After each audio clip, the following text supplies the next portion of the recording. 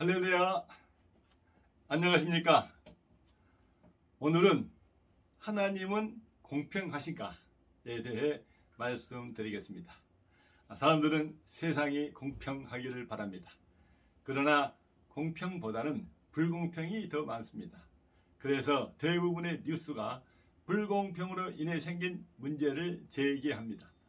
실상 사람은 태어날 때부터 불공평하게 태어납니다. 그리고 살아가면서 많은 불공평을 경험합니다. 사람들은 세상은 불공평하다 합니다. 어떤 기독교인은 이러한 세상을 보고 세상을 창조하시고 섭리하시는 하나님을 불공평하신 하나님이다 라고 합니다.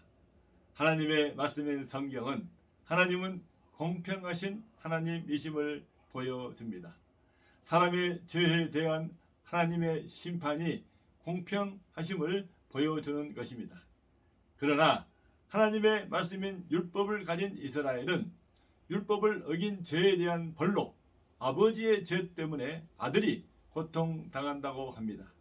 지금 이스라엘이 고통당하는 것은 조상들의 죄 때문이라 하며 조상의 죄로 말미암아 지금 고통당하게 하시는 하나님은 불공평하시다 원망합니다. 하나님은 이에 대해 이렇게 말씀하십니다. 에스겔 18장 2절 너희가 이스라엘 땅에 관한 속담에 이르기를 아버지가 신 포도를 먹었으므로 그의 아들의 이가 시다고 함은 어찌 됨이냐 하시면서 5절 사람이 만일 의로워서 정의와 공의를 따라 행하며 9절 내 율례를 따르며 내 규례를 지켜 진실하게 행할진대 그는 의인이니 반드시 살리라 하십니다. 즉 아비는 아비의 죄 때문에 죽는 것이고 그 아들은 그 아들의 죄로 말미암아 죽는 것이라 하십니다.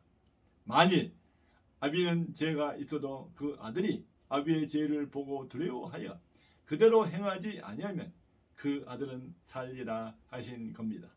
더불어 악인이 만일 그가 행한 모든 죄에서 돌이켜 떠나 내 모든 율례를 지키고 정의와 공의를 행하면 반드시 살고 죽지 아니할 것이라.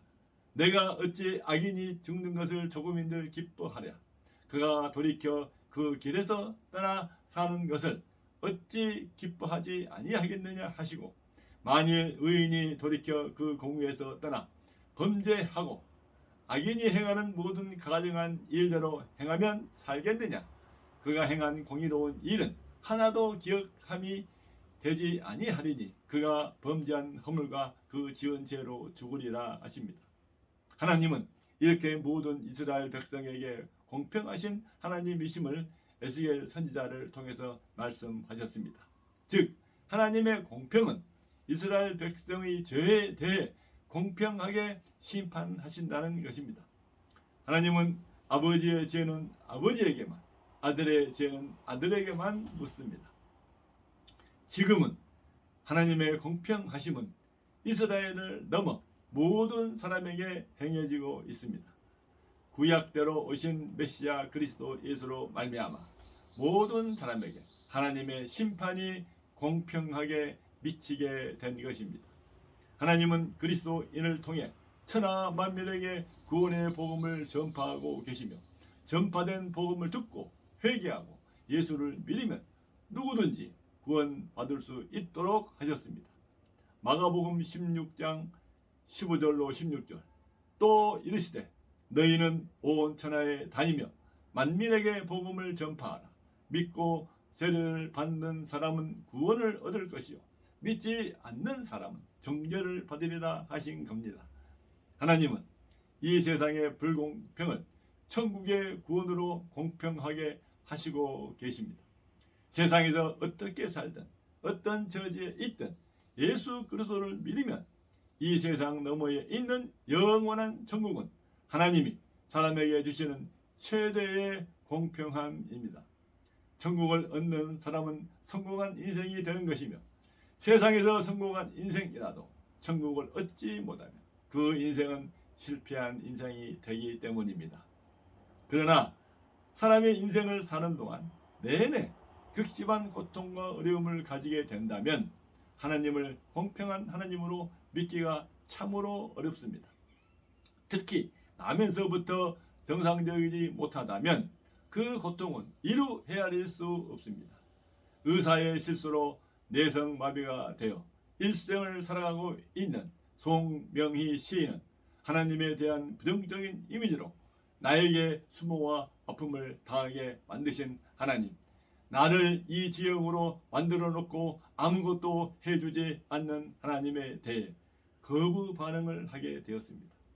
급기야 하나님에 대한 원망이 커지고 고통도 커져만 갔습니다. 실제로 송명희 시인 같은 처지가 되면 누구나 하나님을 비난하게 되고 하나님을 떠나게 됩니다. 하나님을 믿는 사람이라도 인생 내내 고통 속에 살게 된다면 세상과 자신의 불공평을 하나님께 돌리게 되고 자신의 삶에 대해 비관적이게 됩니다.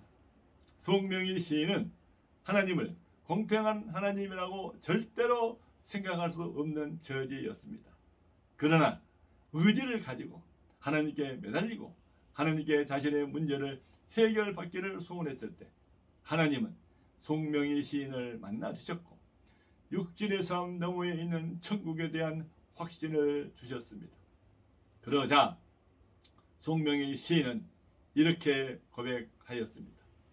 나 가진 재물 없으나, 나 남이 가진 지식 없으나, 나 남에게 있는 건강 있지 않으나, 나 남이 없는 것 있으니, 나 남이 못 본 곳을 보았고, 나 남이 듣지 못한 음성 들었고, 나 남이 받지 못한 사랑 받았고, 나 남이 모르는 건 깨달았네.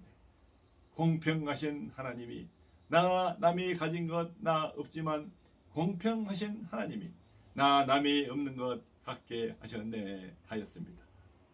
송명희 시인은 이 시를 하나님의 인도로 쓰면서도 공평하신 하나님이라는 말을 쓰기가 거북했습니다. 그러나 하나님의 풍성하신 은혜와 한량없는 사랑을 체험하면서 공평하신 하나님을 쓸 수 있게 되었습니다. 오늘 이 방송을 들은 여러분들, 세상은 참으로 불공평합니다. 그러나 하나님은 이러한 세상에 관심을 두는 것이 아니라 영원히 안식을 누리는 천국에 관심을 두고 계십니다. 짧은 인생보다 하나님과 함께하는 영원한 기쁨을 가지기를 바라십니다. 그래서 그리스도인은 세상에 미련을 두지 않습니다. 삶이 불공평해도 하나님의 구원의 소망으로 말미암아 공평한 마음을 가지고 살 수 있습니다. 우리의 구원자이신 예수 그리스도를 믿고 천국 구원을 누리는 축복이 있길 바랍니다. 기도하겠습니다. 하나님 아버지, 오늘날 세상은 갈수록 불공평이 심해집니다. 이는 사람의 본성이 악하여 세상 종말이 다가오기 때문입니다. 이러한 시대에 우리에게 구원자 예수 그리스도를 보내주셔서 감사합니다. 예수 그리스도로 말미암아 천국을 소망하며 세상을 공평하게 바라보게 하심을 더욱 감사합니다. 우리가 공평하신 하나님을 가까이 체험하게 하시고 우리로 공평하신 하나님을 온 천하에 전해 천국 구원 받는 사람이 많아지게 하옵소서. 모든 것 감사드리옵고 구원자이신 예수 그리스도 이름으로 기도하옵나이다. 아멘. 감사합니다. 찬송가 542장 구주 예수 의지함인을 찬양하겠습니다.